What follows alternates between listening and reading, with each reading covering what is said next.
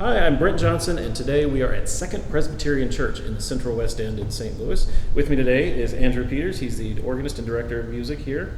Andrew, how long have you been here? A little over 10 years. This organ is a Schantz, built in 1965, correct? Correct. How many ranks do we have? 60 ranks. And so 60 ranks, and it's been changed a little bit since its original installation, correct? Right. Did we have any changes in the stop list, or was it just voicing sort of things? A couple stop list changes. At some point in the 1980s, somebody took out the English horn on the choir and replaced it with a louder trumpet. Okay. And nobody's quite sure where the English horn ended up. Being from 1965, I mean, it's sort of a neoclassic, neo-baroque specification. We have a rook positive behind us here, and then a lot of the stop names are German, as you would expect from, that's kind of what most builders were doing in 1965. Right. Just for an example, let me hear a little bit of, let's start with the great principle, which is right here out in front of us.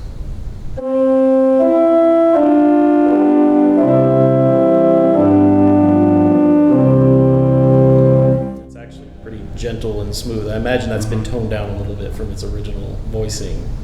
Not great, just a little bit, but nothing major. Let's keep going. Add the 4-foot octave to it and see where we go from there. So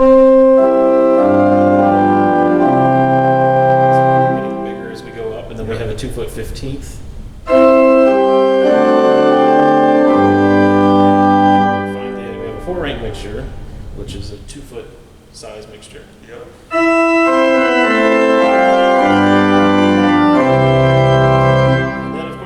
Mixture, 3 ranks of Scharf, which starts at 2/3. So yes. Let's add that to it.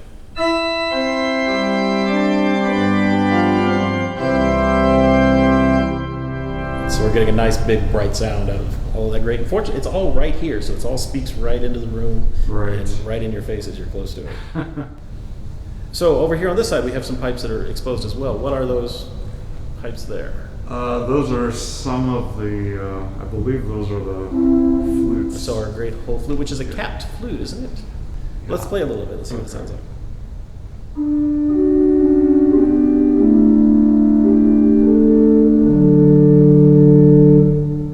then we also have a 4-foot spill flute. That's behind it a little bit, I think. I believe so.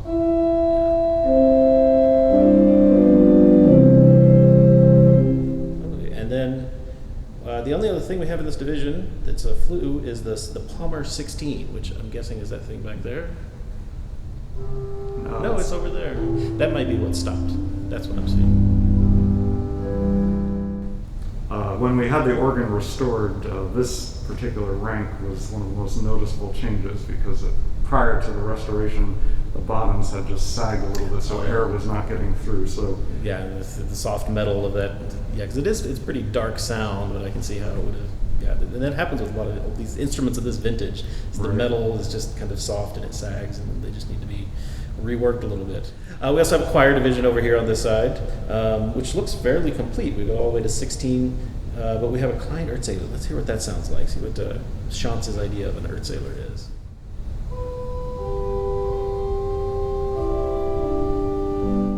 But it comes, of course, with an Erzähler Celeste, which gives us this nice sound.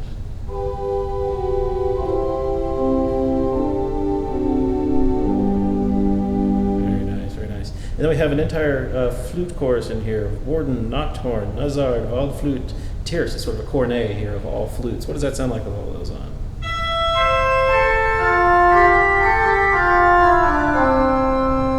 Nice and bright, so that's it's really very useful. With that, and then of course you have a 16-foot quintade you can put on the bottom that gives you even bigger. It's very nice. I like it. And then of course we have oboe and bassoon. Are these separate 16-foot bassoon in the? Yes, that's separate. Let's play that. Tell me what that sounds like down low.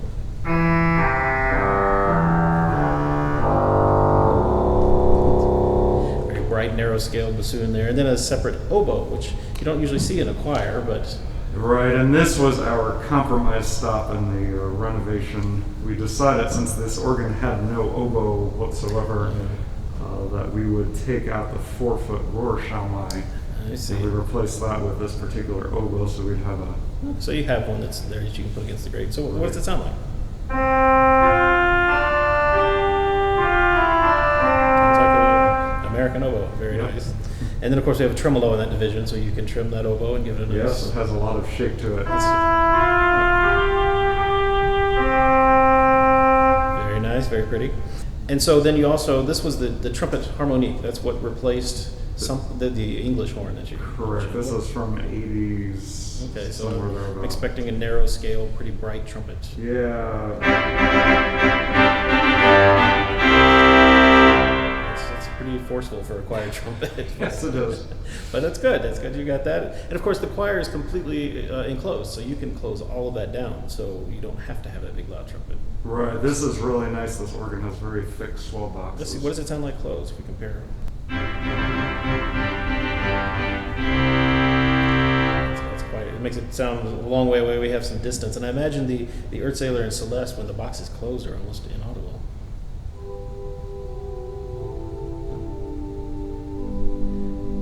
Yeah, very nice. So very useful for service playing and accompanying and everything. Good. Let's look at the swell. We have a Geigen principal is our first 8-foot over there. Which is also very gentle and definitely a Geigen. It's more string-like than principal. And then on top of that, a Geigen octave.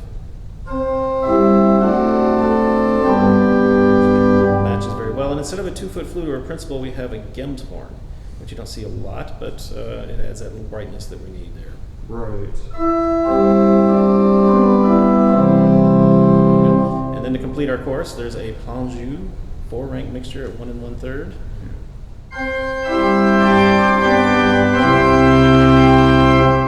That adds a lot of sound to that chorus. So, and if you wanted, you can flush it out with some of the 8-foot flutes and viol de gamba. Let's listen to those. What does our string sound like in the swell now? Our viol de gamba.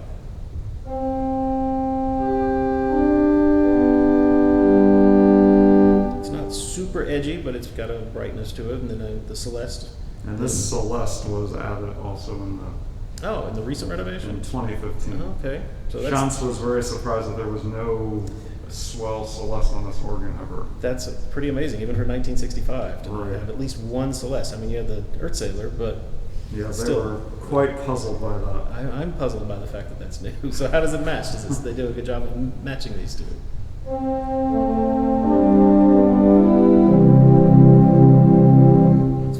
And then we have a chimney flute at 8 foot. So it's very chipper and bright, like you would expect. And that comes with a 4-foot Zauberflte. Yep. Those are nice. Play just the 4-foot by itself. I want to hear what it sounds.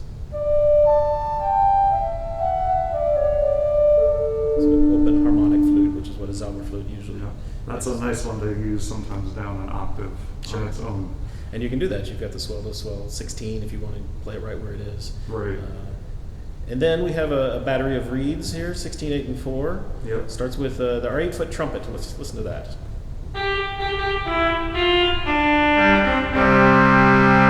Just from my ears, how does that compare with the trumpet harmonique in the swell, with the choir?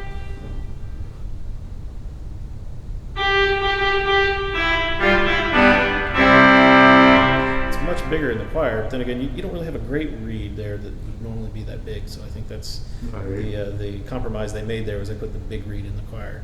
So all right, so what does our 4-foot clarinet sound like on top of that 8-foot swell trumpet? And we have a 16-foot contrabombard. Naturally. Big bright sounds, but again, you can close all of that down in the box and have it under control. Right. So in the rook positive, we have 11 ranks. It's all right here, right behind your head, and so it's out where the congregation can hear it clearly. It's just a typical little 8-foot chorus with principals and flutes. So we start with an 8-foot Rohrgedeckt, which is this red flute that we can see behind us. It has quite a lot of attack on the voice there, doesn't it? Yeah. I want to mention, as Zach had mentioned, that this Rook positive looks a whole lot like one in downtown St. Louis at Christ Church Cathedral on the Aeolian Skinner, which was installed just a few months before this one. Mm-hmm. So I don't know if that was actually inspired by that or if it was just the style of the time that everybody was putting in red gedecks that chiff like a xylophone. So, but yeah, it's right there and out in the acoustics of the room. It sounds really nice. Mm-hmm. And then the 4-foot crescent is the next stop over.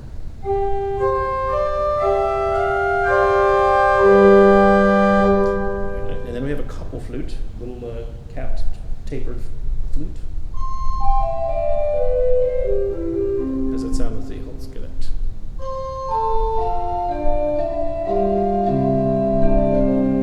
It's very clear. Mm-hmm. And then we have a 2-foot octave. Let's put that with the 4-foot crescent and see what we get.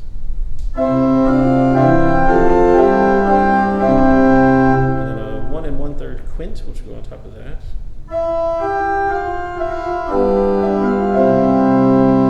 And then our 1-foot sifflot. So play that for us. Does it go all the way up to 1 foot at the top, or does it? I think it breaks. Yeah, it breaks back. So if you put that with the Holzgedeckt at 8 foot, you get a nice little chipper, bright, Yeah. sparkly. And of course, on top of that, we have yet more mixture. We have 3 ranks zimbal. That's at 1 1/3, which is the same as our quint, is where it starts. But let's put all that together. So I've got Holzgedeckt, crescent, octave, sifflot, and zimbal. So here's our whole principal chorus. Very nice. A lot of brilliance there in that part of the organ. Yep. And then one more stop we can see right behind us. It's a little skinny 8-foot crump horn. Let me hear what that sounds like.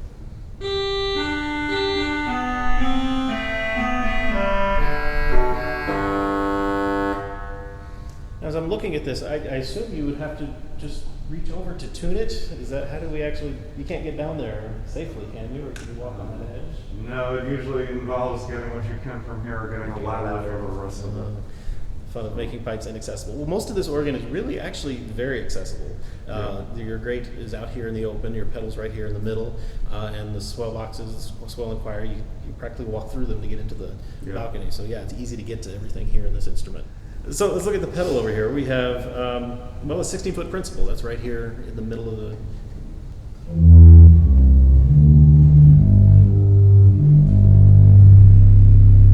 It's a big full principal. Mm-hmm. And then there's an 8-foot octave that goes on top of that. Some chiffy pipes in there, and then a 4-foot choral bass, of course.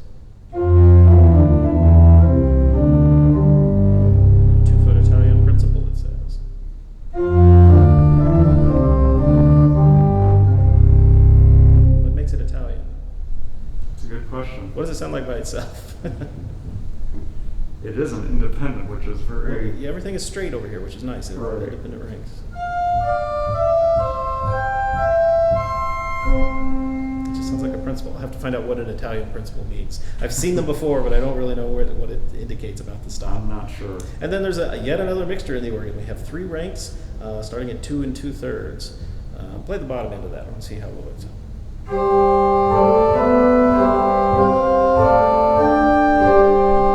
Mixture there. So let's put the whole pedal chorus together. Very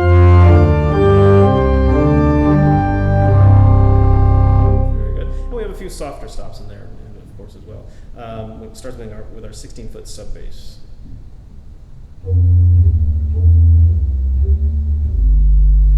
That's I believe, a metal capped stop.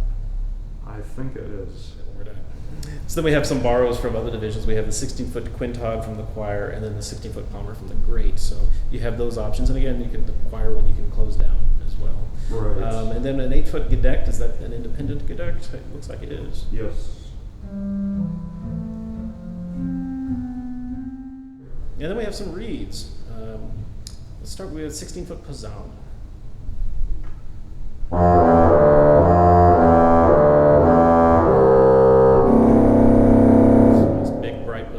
Right here, right where we have access to it. Right. And then we have an 8-foot trumpet as well. More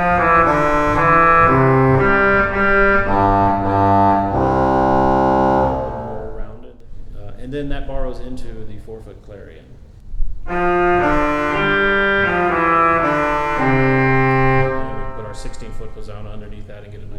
bright reed chorus.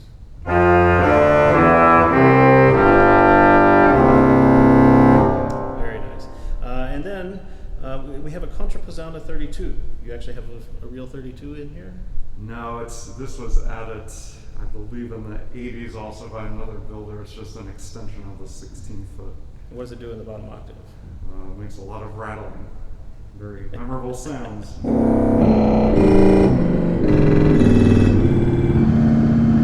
Right.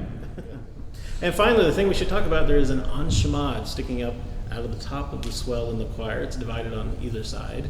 It's not a huge scale, not a great big thing, but I imagine it's probably pretty loud. Oh, yes. Well, let's hear a little bit of it. Go for it. I like it. It's nice, clear sound. It's got a full sound despite being that really narrow scale, so that's impressive. So this whole console was redone in 2015. Is that correct? Right, it's all the original keys and pedals. They just restored it and added a few extra draw knobs, but it's the same shell. Because you were having problems with pistons not working. And all sorts many of things. problems. So that's great that everything you need here to make this instrument sound its best is working. Yes. And I'll add it's the Peterson ICS 4000 system that Schantz used, and a lot of companies use that.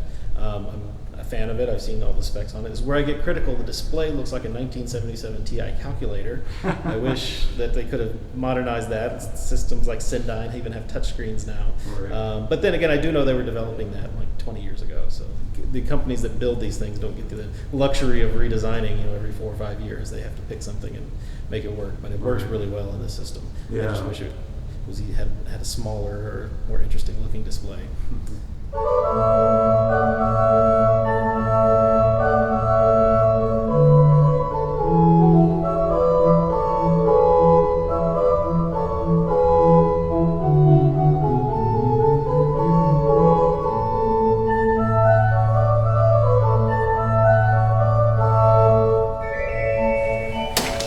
So this organ's actually really easy to get into. Open the door, going up to the balcony, and you actually enter into the swell chamber. There's the pipes up there and the expression. And then this door, which you have to leave shut because now we're in the grate. There's a grate regulator, some sound equipment, and we're out to the balcony.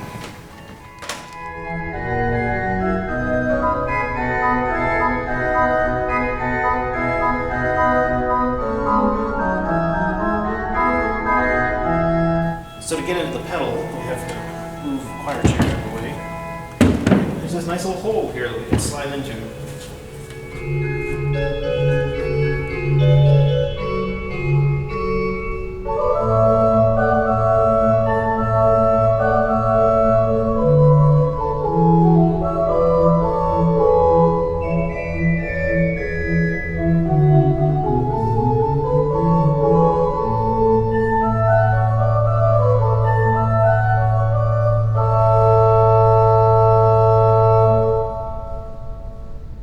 So here underneath the pedal, we see there are some wood stops. I was confused. So that's our sub bass back there. And then there's actually a ladder in the back corner. There's a ladder on either side that takes you up because there are trumpets and pedal principals along the side. There's wind lines on the floor to step over.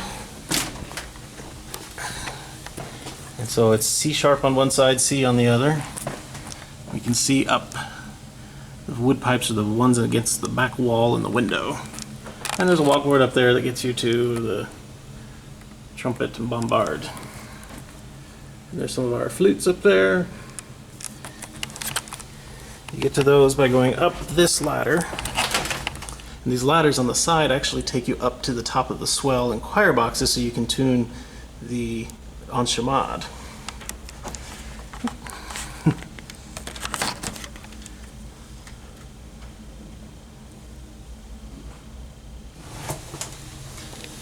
Two regulators for the pedal. So this is how we come into the swell chamber. We're underneath the grate. The grate chests are all up here. This is always a little dangerous because as we can see there's some things that have been stored in here, some robes and some instruments, and then the regulator for the grate is right here, where it's perfect for someone to say, oh, I got a box of hymnals, and then now the pressure of the organ's all messed up. So you always want to make sure people know, don't put them, there's chairs right back here. Not ideal, but you know, at least they didn't put them on the regulator. So the door to the swell chamber is right through here.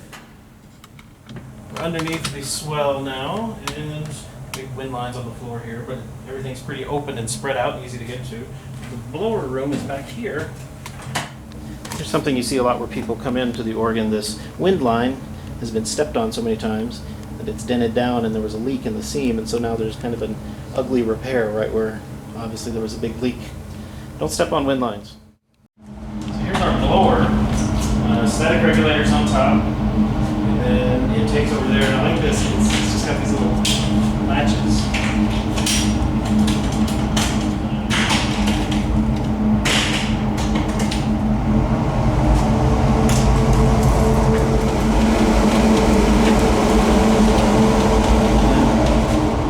Closes back up, nice and quiet.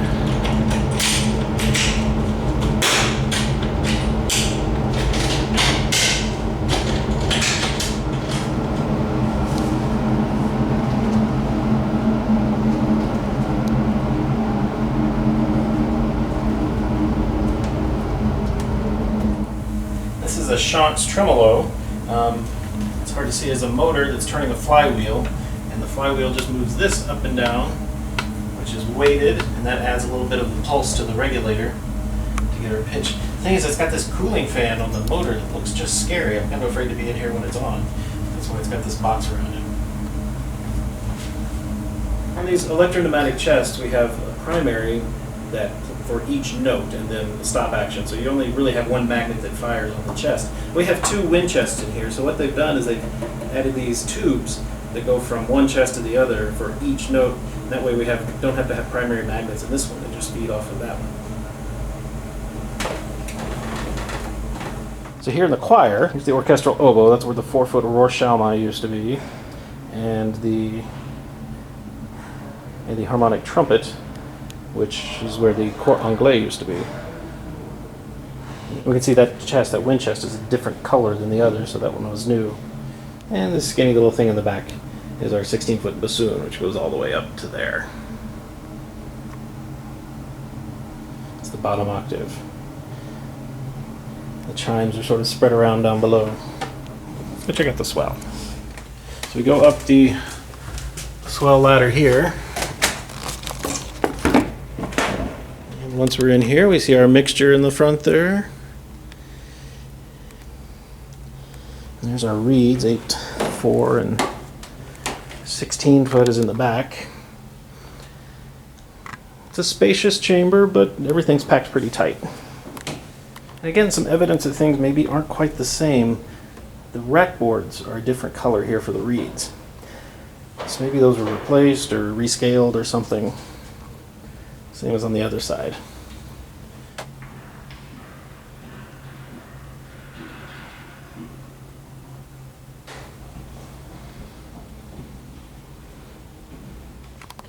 So Zach was asking about the construction of the Zauberflte, and this is it right here. It is fairly narrow-scaled metal, and it's harmonic because it doubles in length at middle C. And also we'll have a hole punched in the middle of the body that adds some of the harmonic effect. So that's a Zauberflte, magic flute. Here's where the winding goes through the ceiling to the enchimade chests, which are on top. You can kind of see them poking out there through the shades. Here's the afterthought viol celeste chest, which was stuck here on the side. Yeah, hard to believe even in 1965 they didn't think they needed a celeste. Everybody needs a celeste.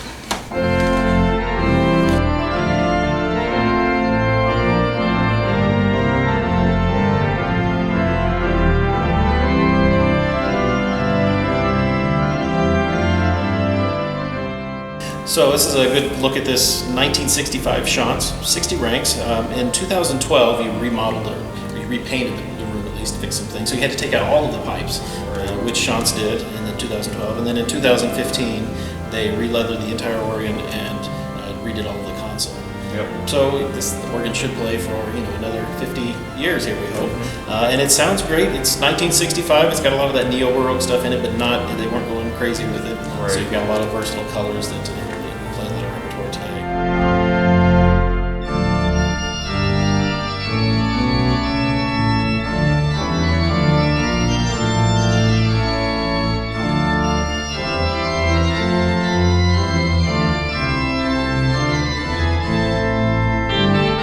So thank you, Andy, for showing us the organ and for playing for us today. Thanks for coming. Remember, you can subscribe to our channel to get updates and see some new organs that are coming up, and you can find classical streaming organ music 24 hours a day on our 3 stations, organlive.com, Positively Baroque, and the Organ Experience. I'm Brent Johnson. Thanks for watching.